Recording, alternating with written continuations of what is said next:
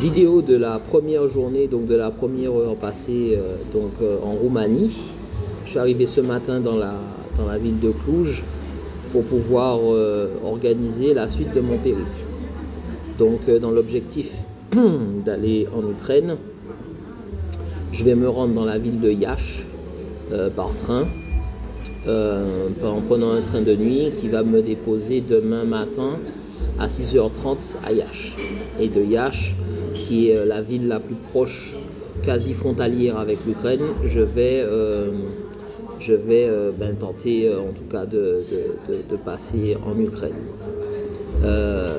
Peut-être pas jusqu'à Kiev parce que ça nous met vraiment très très loin. Comme vous le savez, l'espace aérien est fermé, donc on peut pas du tout y aller en avion, ce qui m'aurait beaucoup arrangé bien évidemment, mais malheureusement c'est pas possible. Donc l'objectif de ce voyage, parce qu'on me pose toujours la question et puis je vais y répondre une bonne fois pour toutes, en fait c'est un voyage pour mieux connaître les réalités de ces pays-là et surtout de mettre l'accent sur ce qui nous importe le plus, c'est-à-dire en tout cas la paix en Europe en ce moment. Surtout vu les récentes déclarations de l'OTAN et le positionnement qui a évolué, notamment celui de la Turquie, qui a retiré son veto sur l'adhésion de l'Ukraine à l'OTAN. Donc qu'est-ce que ça implique? Quelles sont les conséquences?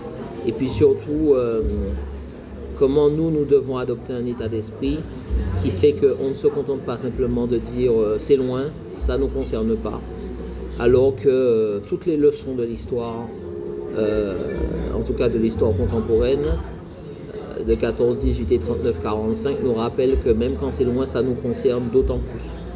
Donc l'idée, c'est vraiment de connaître un peu mieux de l'intérieur les choses, de ne pas se limiter à la doxa, à la propagande ambiante que nous servent à longueur de journée les chaînes d'infos en continu, même les meilleures, comme Euronews par exemple, et donc de se faire une idée par nous-mêmes. Alors bien sûr, il ne s'agit pas pour moi d'aller dans des tranchées ou bien de me mettre en danger. C'est pas du tout mon état d'esprit et puis c'est pas du tout le type de bataille que je mène, mais c'est aussi différent d'aller là que de se rendre au Parlement européen. Donc en fait, dans les salons ouatés et agréables du Parlement européen, on peut faire plein de choses, mais se pose vraiment la question là de savoir en fait qu'est-ce qui se passe concrètement et comment les choses se mettent en place. Donc pour répondre à la question, the question que tout le monde se pose, pourquoi et pourquoi faire, en fait là je vais en mission humanitaire à la rencontre des églises évangéliques d'Ukraine pour leur apporter en tout cas mon soutien en tant que président d'association et puis surtout me faire une idée de cette réalité-là pour mieux la sentir et mieux savoir aussi est-ce que ce conflit va se répandre en Europe ou même dans le monde et finir par nous concerner à un moment ou à un autre. Donc on est très loin, comme je disais, des salons confortables de Bruxelles ou de Strasbourg et donc on est vraiment là au cœur de ce qui se passe et d'une réalité qui est plus concrète.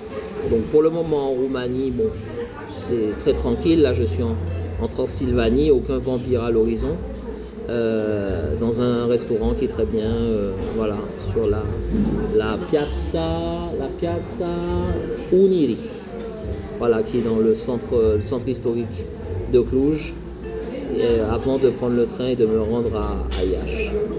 Après de là, on verra dans quelle ville d'Ukraine on pourra se rendre pour aller plus loin sur ce vlog-là et savoir vraiment comment les choses se mettent en place. Donc j'espère, même si je reste un peu réservé, que les journalistes s'intéresseront à ce périple-là et que ce sera pour moi l'occasion de chroniquer un peu ce voyage, de mieux vous dire comment les choses sont et comment on peut aller de l'avant.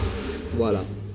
Bien entendu, je ne vous recommande pas de faire comme moi, parce que c'est pas forcément quelque chose qu'on peut recommander, mais je crois qu'il faut qu'au moins certains d'entre nous fassent ce pas-là pour mieux se rendre compte de la différence qu'il y a entre les propagandes et les réalités d'où qu'elles viennent. Voilà, donc on se tient informé et puis à la prochaine vidéo.